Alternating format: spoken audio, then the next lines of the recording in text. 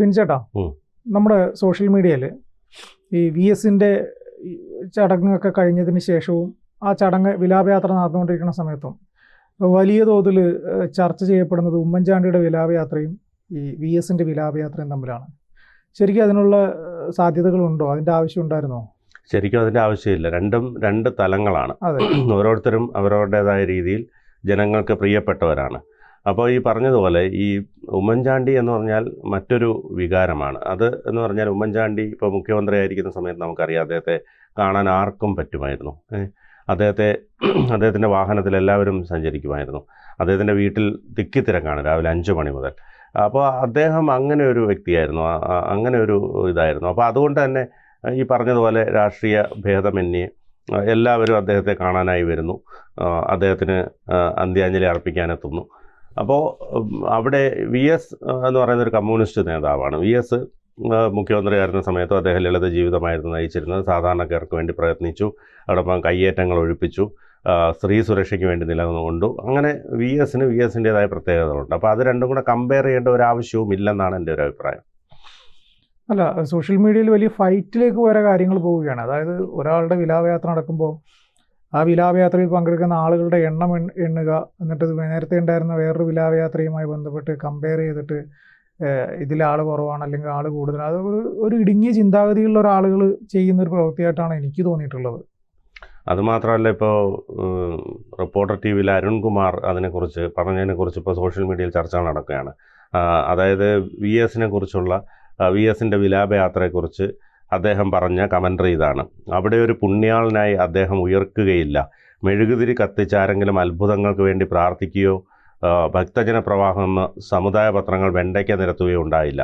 VSൻ്റെ വിലാപയാത്ര വിവരണത്തിനിടെ reporter TVയിൽ Arunkumar Oommen Chandy ഇകഴ്ത്തിയെന്ന ആക്ഷേപം അരുണിനെതിരെ ചാണ്ടി ഉമ്മൻ രംഗത്തെത്തിയിട്ടുണ്ട്. പക്ഷേ അത് നമുക്ക് യോജിക്കാൻ കഴിയുന്ന ഒന്നല്ല. കാരണം ഞാൻ ഇത് പറയുന്നത് മറ്റൊന്നും കൊണ്ടല്ല. ഇതിപ്പോൾ ഓരോ സമുദായങ്ങൾക്കും ഓരോ രീതികളാണ്. നമുക്കറിയാം, ക്രിസ്ത്യൻ സമുദായത്തിന് ഓരോ പ്രാർത്ഥനകളുണ്ട്. അവർ മരിച്ചു കഴിയുമ്പോൾ കല്ലറ ഉണ്ടാക്കുന്നു, അല്ലെങ്കിൽ മെഴുകുതിരി കത്തിക്കുന്നു. അതൊക്കെ അവരുടെ സമുദായത്തിൻ്റെ താല്പര്യങ്ങളാണ്. അത് ഒരു വ്യക്തിപരമായി എടുക്കേണ്ട ആവശ്യമില്ല. അദ്ദേഹം പ്രവർത്തിക്കുന്ന സമയത്ത് അദ്ദേഹം ഒരിക്കലും ഒരു ജാതിയുടെ ആളായിട്ടല്ല മുൻ മുഖ്യമന്ത്രി ഉമ്മൻചാണ്ടി പ്രവർത്തിച്ചിരുന്നത്, മുഖ്യമന്ത്രി ആയിരുന്നപ്പോൾ. അതോടൊപ്പം തന്നെ അദ്ദേഹം ഒരു രാഷ്ട്രീയ നേതാവായിരുന്നപ്പോൾ അദ്ദേഹം വരുന്നവരോട് നീ ക്രിസ്ത്യാനിയാണോ എന്ന് ചോദിച്ചല്ല നിവേദനങ്ങൾ കൊടുക്കുന്നത്. സമുദായ നേതാവൊന്നും അല്ല അദ്ദേഹം. വെള്ളാപ്പള്ളി നടേശനെ പോലെയോ സുകുമാരൻ നായരെ പോലെയോ അല്ലെങ്കിൽ ശാഖയുടെയോ അല്ലെങ്കിൽ കരയോഗത്തിൻ്റെ കത്ത് കൊണ്ടുവന്നിട്ട് നോക്കുന്ന രീതിയിലല്ലല്ലോ അദ്ദേഹത്തിൻ്റെ രാഷ്ട്രീയ പ്രവർത്തനം. അപ്പോൾ ഇപ്പോൾ അത് ഈ പറഞ്ഞതുപോലെ അത് സ്വകാര്യ ചാനലുകളാണെങ്കിലും അത്തരത്തിലുള്ള കമൻട്രികൾ ഒഴിവാക്കേണ്ടത് തന്നെയാണ്. കാരണം അത് സമൂഹത്തിലുണ്ടാക്കുന്ന ചേരിതിരിവ് ഉണ്ടാക്കുന്നതിന് തുല്യമാണ്. ഇപ്പോൾ മുൻ മുഖ്യമന്ത്രി VS അച്യുതാനന്ദൻ്റെ വിലാപയാത്രയുടെ തത്സമയ വിവരണത്തിനിടെയാണ് അരുൺകുമാർ ഉമ്മൻചാണ്ടി ഇകഴ്ത്തി സംസാരിച്ചതായി ആക്ഷേപം ഉയർന്നിരിക്കുന്നത്. VS ഒരു പുണ്യാളനായി ഉയർക്കുകയും മെഴുകുതിരി കത്തിച്ച് ആരെങ്കിലും അത്ഭുതങ്ങൾക്ക് വേണ്ടി പ്രാർത്ഥിക്കുകയോ ഭക്തജന പ്രവാഹം എന്ന സമുദായ പത്രങ്ങൾ വെണ്ടയ്ക്ക നിരത്തുകയോ ഉണ്ടാവില്ല എന്ന പരാമർശം വ്യംഗ്യമായി ഉമ്മൻചാണ്ടിയെ താഴ്ത്തിക്കെട്ടുന്നതാണെന്നാണ് ആരോപണം. മകൻ ചാണ്ടി ഉമ്മൻ MLA തന്നെ അരുൺകുമാറിനെതിരെ പോസ്റ്റിട്ടു. അതുകൂടാതെ ഓർത്തഡോക്സ് യാക്കോബായ കത്തോലിക്ക സഭാവിശ്വാസികൾ കല്ലറയിൽ പ്രാർത്ഥിക്കുന്നതിനെ കരിവാരി തേക്കുന്ന പ്രസ്താവനയാണ് അരുൺകുമാർ നടത്തിയതെന്ന് ചിലർ പറയുന്നു. മറ്റൊരു പ്രധാനപ്പെട്ട വസ്തുത, ഇപ്പോൾ ഈ പറഞ്ഞതുപോലെ ആലപ്പുഴയുടെ മണ്ണിൽ അദ്ദേഹം എത്തുമ്പോൾ അദ്ദേഹം വിപ്ലവത്തിൻ്റെ മണ്ണിൽ അദ്ദേഹം ഉഴുതുമറിച്ച വിപ്ലവത്തിൻ്റെ മണ്ണിൽ എന്നൊക്കെ പറയുമ്പോൾ സ്വാഭാവികമായും അദ്ദേഹം മാരാരിക്കുളത്ത് തോറ്റു. അത് ശ്രദ്ധിക്കേണ്ടതാണ്. കാരണം അദ്ദേഹം വിപ്ലവത്തിൻ്റെ മണ്ണ് അവിടെ ഉഴുതുമറിച്ചെങ്കിൽ അദ്ദേഹത്തിന് സ്വന്തം നാട്ടിൽ ജയിക്കാമായിരുന്നു. അത് ഇപ്പോൾ വിമർശനമായിട്ട് പറയുന്നതല്ല. പക്ഷേ ഉമ്മൻചാണ്ടി അങ്ങനെയല്ല.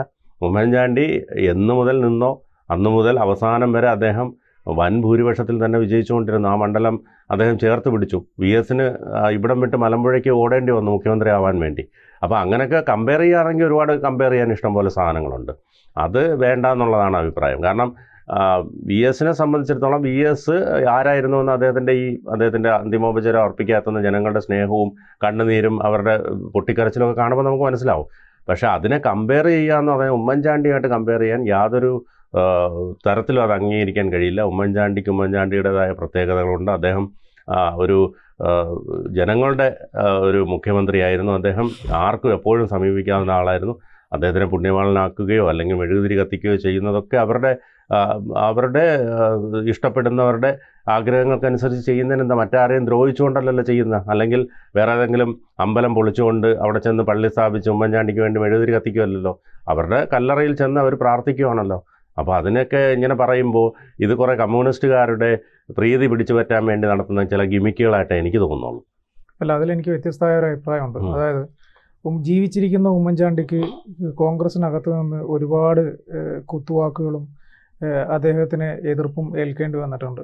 അതായത് ഗ്രൂപ്പ് വഴക്കിൻ്റെ പേരിൽ അല്ലെങ്കിൽ അധികാരത്തിൻ്റെ പേരിൽ ഉമ്മൻചാണ്ടി എന്ന് പറയുന്ന വ്യക്തിയെ ഒളിഞ്ഞും തെളിഞ്ഞും ആക്രമിച്ചതാണ് അതിനകത്തുള്ള 90% കോൺഗ്രസ് നേതാക്കളും. അണികളുടെ കാര്യമല്ല, സാധാരണക്കാരുടെ കാര്യമല്ല. അപ്പോൾ ഉമ്മൻചാണ്ടിയുടെ മരണസമയത്ത് അല്ലെങ്കിൽ ഉമ്മൻചാണ്ടി മരിച്ചതിന് ശേഷം ആണ് ഈ പറയുന്ന കോൺഗ്രസ്സുകാർക്ക് പോലും ഉമ്മൻചാണ്ടി എത്രത്തോളം സാധാരണക്കാരായ ആളുകൾക്ക് പ്രിയപ്പെട്ട ആളായിരുന്നു എന്ന് മനസ്സിലായത്. അപ്പോൾ അതിനുശേഷം ഈ കോൺഗ്രസ് നേതൃത്വം കാട്ടിക്കൂട്ടിയത് മുഴുവൻ ഒരു നാടകമായിട്ട് എനിക്ക് തോന്നിയിട്ടുള്ളൂ. കാരണം ഉമ്മൻചാണ്ടിയുടെ കല്ലറ അടക്കം കാര്യങ്ങളൊക്കെ ചെയ്യുന്നു. പിന്നെ ഉമ്മൻചാണ്ടിയെ ദൈവമായിട്ട് ചിത്രീകരിക്കുന്ന ചില പോസ്റ്റുകൾ ഇപ്പോൾ ചില കോണുകളിൽ നിന്ന് വരുന്നു. ഉമ്മൻചാണ്ടിയെ പുണ്യാളനായിട്ട് ചിത്രീകരിക്കുന്ന രീതിയിലുള്ള ചില പോസ്റ്റുകൾ വരുന്നു. അപ്പോൾ ഇതൊക്കെ കാണുന്ന ഘട്ടത്തിൽ ഈ കോൺഗ്രസിൻ്റെ ഗ്രൂപ്പ് വഴക്കിൻ്റെ പേരിൽ പോലും ഉമ്മൻചാണ്ടിയെ ചവിട്ടി താഴ്ത്താൻ ശ്രമിച്ച ആളുകൾക്കറിയാം ഉമ്മൻചാണ്ടിക്ക് എത്രത്തോളം ജനപിന്തുണയുണ്ട് എന്നുള്ളത്. അല്ല, അത് VS അതുപോലെ തന്നെയായിരുന്നല്ലോ പാർട്ടി ചെയ്തുകൊണ്ടിരുന്നത്. VS മാരാരിക്കുളത്ത് നടത്തി തോൽപ്പിച്ചു. പിന്നീട് അദ്ദേഹത്തിന് കൊടുക്കാവുന്ന പീഡനങ്ങളെല്ലാം അദ്ദേഹത്തിന് പാർട്ടി കൊടുത്തു. പിണറായി ഒരു സൈഡിൽ നിന്ന് ഫുള്ളായിട്ട് കുത്തിക്കൊണ്ടിരിക്കുകയല്ലായിരുന്നു. അപ്പോൾ അത് ഓരോ പാർട്ടിക്കകത്തുണ്ടാകുന്ന പ്രശ്നങ്ങളാണ്. അത് ജനങ്ങൾ ഇതുമായിട്ട് കമ്പയർ ചെയ്യേണ്ട കാര്യമില്ലല്ലോ. അല്ല, ഞാൻ പറയട്ടെ. അപ്പോൾ അത് കഴിഞ്ഞതിന് ശേഷം കൃത്യമായിട്ട് അരുൺകുമാർ പറഞ്ഞതുപോലെ സാമുദായിക പത്രം തന്നെ ഒരു ദൈവിക പരിവേഷം നൽകിയിട്ടാണ് ഉമ്മൻചാണ്ടിയെ ചിത്രീകരിച്ചത്. അത് നമ്മൾ കണ്ടിട്ടുള്ള ഒരു സംഭവം തന്നെയാണ്. പിന്നീട് ഈ പറയുന്ന ഉമ്മൻചാണ്ടിയുടെ കല്ലറയിലേക്ക് വിവിധ സ്ഥലങ്ങളിൽ നിന്ന് ടൂർ പാക്കേജുകൾ വരെ ഏർപ്പാടാക്കിയ സംഭവം ഉണ്ടായിട്ടുണ്ട്. അതായത് ഒരു കച്ചവടവൽക്കരിക്കുകയാണ് ചെയ്തത്. ശരിക്കും പറഞ്ഞാൽ എൻ്റെ അഭിപ്രായമാണ് ഇത്, എൻ്റെ മാത്രം അഭിപ്രായമാണ്. അതായത് ഈ ഉമ്മൻചാണ്ടിയുടെ കല്ലറയിലേക്ക് വിസിറ്റ് നടത്താൻ വേണ്ടിയിട്ട് ഒരു ടൂർ പാക്കേജുകൾ ഏർപ്പാടാക്കിയ ടൂർ കമ്പനികളുണ്ട് കേരളത്തിൽ. അപ്പോൾ ആ ഉമ്മൻചാണ്ടിയുടെ മരണം പോലും അവിടെ കച്ചവടവൽക്കരിക്കുകയാണ് ചെയ്തത് എന്നതാണ് എൻ്റെ അഭിപ്രായം. അപ്പോൾ അതിനുശേഷം ഈ പറഞ്ഞ ഈ നേതാക്കന്മാർ സ്ഥിരമായിട്ട് ജയിച്ചാലും തോറ്റാലും ഈ ഉമ്മൻചാണ്ടിയുടെ കല്ലറയിൽ പോയിട്ട് പ്രാർത്ഥിക്കും. അപ്പോൾ ഞാനൊരു കാര്യം ചോദിക്കും, എന്തുകൊണ്ടാണ് കരുണാകരൻ്റെ കല്ലറയിൽ പോയി പ്രാർത്ഥിക്കാത്തത്? കരുണാകരന് ഇതുപോലെ ജനപ്രീതി ഉണ്ടായിരുന്നില്ലേ? കരുണാകരൻ്റെ വിലാപയാത്ര നമ്മൾ കണ്ടിട്ടില്ലേ? എൻ്റെ അഭിപ്രായത്തിൽ ഉമ്മൻചാണ്ടിയുടെ അത്രയോ അല്ലെങ്കിൽ അതിൽ കൂടുതലോ ആളുകൾ പങ്കെടുത്തൊരു വിലാപയാത്ര. കരുണാകരൻ വേറെ കാര്യമുണ്ട്. കരുണാകരൻ കോൺഗ്രസിനൊപ്പം അടിയുറച്ച് മുഴുവൻ കാലവും നിന്നില്ലല്ലോ. ഇടയ്ക്ക് DIC ഉണ്ടാക്കി മറ്റു പക്ഷത്തേക്കൊക്കെ പോയി. ഉമ്മൻചാണ്ടി അങ്ങനെ അല്ലായിരുന്നല്ലോ. കരുണാകരൻ തോറ്റിട്ടുമുണ്ടല്ലോ. അല്ല, ഞാൻ പറയട്ടെ. അപ്പം ഈ അങ്ങനെ ഇത് കൃത്യമായിട്ട് എൻ്റെ ഒരു അഭിപ്രായത്തിൽ പറയുകയാണെങ്കിൽ ഇത് ഒരു പ്രത്യേക അജണ്ടയുടെ ഭാഗമായിട്ടാണ് ഈ കാണിക്കുന്നത്. എത്ര കാലം ഈ സ്നേഹവും ഇതൊക്കെ ഈ കോൺഗ്രസ്സുകാർ കാണിക്കുമെന്നുള്ളത് നമുക്കിനി കണ്ടറിയാം. അപ്പം ആ ഒരു ആസ്പെക്റ്റിലായിരിക്കാം ചിലപ്പോൾ അരുൺകുമാർ പറഞ്ഞിട്ടുണ്ടാവുക ഇവിടെ മെഴുകുതിരി കത്തിച്ച് വെച്ച്. ഇപ്പം ഞാൻ പറഞ്ഞതുപോലെ ഉമ്മൻചാണ്ടിയുടെ കല്ലറയിൽ പോയിട്ട് ദൈവികമായിട്ട് സംഭവിക്കും എന്ന് പറഞ്ഞ് പ്രാർത്ഥിക്കുന്ന ഒരുപാട് വീഡിയോകളും ഫോട്ടോകളും നമ്മൾ കണ്ടിട്ടുണ്ട്. ചില ആളുകൾ വന്ന് ഞാനിവിടെ പ്രാർത്ഥിച്ചതിന് ശേഷമാണ് അങ്ങനെ സംഭവിച്ചത്, ഇങ്ങനെ സംഭവിച്ചത്. അതൊക്കെ അവരുടെ വിശ്വാസങ്ങൾ മാത്രമാണ്. അപ്പോൾ അവരുടെ വിശ്വാസം അവരെ രക്ഷിക്കട്ടെ. പക്ഷേ സോഷ്യൽ മീഡിയയിലും മറ്റും നടക്കുന്ന ഈ രണ്ട് വ്യക്തികളെ തമ്മിലുള്ള കമ്പയർ ചെയ്യുന്ന പരിപാടി അത് അത്ര സുഖമായിട്ട് എനിക്ക് തോന്നിയിട്ടില്ല. ഏതായാലും അരുൺകുമാർ പറഞ്ഞത് ഇങ്ങനെയാണ്: പുതിയ ആകാശവും പുതിയ ഭൂമിയും പിറക്കുന്ന മഹാത്ഭുതം സംഭവിക്കുക തന്നെ ചെയ്യും. മനുഷ്യമോചനത്തിൻ്റെ മഹത്വം അറിഞ്ഞ കമ്മ്യൂണിസ്റ്റ് ആശിക്കുകയും പ്രതീക്ഷിക്കുകയും ചെയ്യുന്ന മഹാത്ഭുതങ്ങൾക്കായി കാത്തിരിക്കൂ. പ്രിയപ്പെട്ട പ്രേക്ഷകരെ, ഒരു പുണ്യാളനായി സ്വയം അടയാളപ്പെടുത്തിയല്ല VS വിടവാങ്ങുന്നത്. VS നമ്മുടെയൊക്കെ ഇടനെഞ്ചിലേക്ക് ഒരു തീ കോരിയിട്ട് ഞാൻ കൊളുത്തിയ തീ കെടാതെ സൂക്ഷിക്കണമെന്ന് പറഞ്ഞാണ് യാത്രയാകുന്നത്. അങ്ങനെയാണ് പറഞ്ഞ് അവസാനിപ്പിക്കുന്നത്. കൂടുതൽ വാർത്തകളും വിശേഷങ്ങളും നിങ്ങളിലേക്ക് എത്താൻ ABC മലയാളം സബ്സ്ക്രൈബ് ചെയ്യുക, ബെൽ ബട്ടണും അമർത്തുക.